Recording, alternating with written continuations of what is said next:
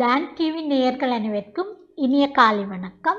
மீண்டும் ஒரு கதைவழி அறமொழி நிகழ்வின் ஊடாக உங்களை சந்திப்பதில் மகிழ்ச்சி அடைகின்றேன்.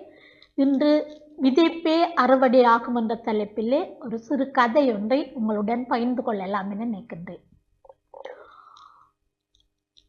ஒரு கிராமத்திலே நேர்மைமிக்க விவசாயி கந்தசாமி என்னும் விவசாயி வாழ்ந்து வந்தார். அவர் தன்னுடைய வீட்டு சுற்றாடலிலே தனக்கு தேவையான பயிர்களை விளைவித்து பக்கத்தில் உள்ள ஒரு 10 கிலோமீட்டர் தூரம் நடந்து சென்று ஒரு கடையிலே விட்டு வருவார். அவருடைய கூடுதலாக அவருடைய வீட்டு தோட்டத்திலே முருங்கை இருக்கின்றது. ஆகவே அந்த முருங்கை காய்களை ஒவ்வொரு 4 நாட்களுக்கு ஒரு முறை கொண்டு சென்று அந்த நகரத்திலே விட்டு வருவது வழக்கம். விட்டு போட்டு அவர் அங்கிருந்து அரிசி, சீனி, பருப்பு போன்றவற்றை வேண்டி வருவது வழக்கம். ஆகவே அவரினுடைய முருங்கைக்காய்க்கு அந்த கிராமத்தில் அந்த நகரத்திலே பெரும் மதிப்பு. இதனால் அந்த முருங்கைக்காயுடன் ஏனைய முருங்கைக்காய்களை கலந்து அந்த வியாபாரி நிறைய வருமானத்தை ஈட்டி வந்தார். இந்த கந்தசாமி நேர்மையானவன், நாணயமானவன் என்பதனால் கந்தசாமி கொண்டு வரும் பொருட்களை இந்த ஒருபோதும் எவ்வளவு என்று நிறுத்துக்கு விலை எத்தனை கிலோ இருப்பதென்று ஒரு நாளும் கேட்பதில்லை. அவர் கூறும் கிலோவுக்கு ஏற்ப காசை கொடுத்து அந்த காசுக்கு ஏற்ப பொருட்களை கொடுத்து அனுப்புவது வழக்கமாக இருந்தது.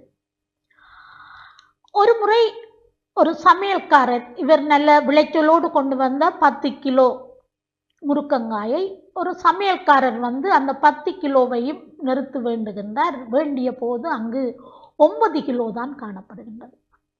ஆகவே அந்த முதலாளிக்கு சரியான கோபம். என்னை ஏமாற்றி பிழைக்கின்றாரே, நான் ஒரு கிராமத்தவர், பொய் சொல்ல மாட்டார், நாணயமானவர் என்று சொல்லி நினைத்து கொண்டிருக்க இவ்வளவு காலமும் என்னை ஏமாற்றி விட்டாரே, அவர் விரட்டும் என்ற கோபத்தில் இருக்கின்றார்.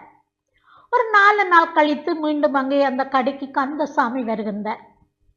கந்தசாமி சொல்ற, இந்த முறை நல்ல அறுவடை, நிறைய பொருட்கள் கொண்டு வந்திருக்கின்றேன், முருக்கங்காய் எவ்வளவு இருக்கிறதுன்னா 10 கிலோ இருக்கின்றது என்று சொன்னார். உடனே பலார் என அவருடைய கன்னத்திலே இந்த முதலாளி அடிக்கின்றார்.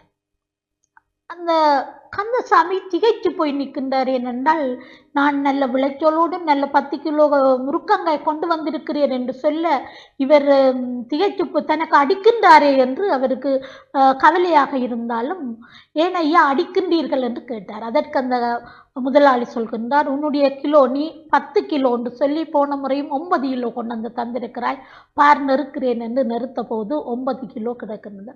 உடனே அந்த கந்தசாமி அழுகின்றார், ஐயா நான் மிகவும் வறியவன், என்னிடம் இந்த வேண்டி வைப்பதற்கான அந்த நிறுத்தல் கட்டை என்னிடம் இல்லை. ஆகவே நான் என்ன செய்கின்றேன் ஐயா, உங்களிடம் வேண்டி கொண்டு போகின்ற அந்த 1 கிலோ பருப்பை வைத்துத்தான் நான் ஒரு பக்கத்தில் வைத்து மற்ற பக்கத்தில் நான் இந்த முருக்கங்காய்களை வளமையாக நான் நெருக்கின்றேன். என்னட்ட நான் ஒரு முறையும் உங்களுடைய பருப்பு தான் என்னுடைய கிலோவுக்கு காரணமாக இருக்கின்றது. ஆகவே நீங்கள் தந்த அந்த பருப்பு தான் என்று சொல்லி போது அங்கே அவரால் ஒன்றும் செய்ய முடியாமல் போகின்றது. ஏனென்றால் அவர் கொடுக்கின்ற பருப்பு இந்த நிறைக்கு ஏற்பத்தான் இவருடைய நிறையும் இங்கே காணப்படுகின்றது. ஆகவே நாங்கள் மற்றவர்களை நாங்கள் ஏமாற்ற வெளிக்கிடும் போது எங்களை அறியாமலே நாங்கள் ஏமாறப்படுகின்றோம்.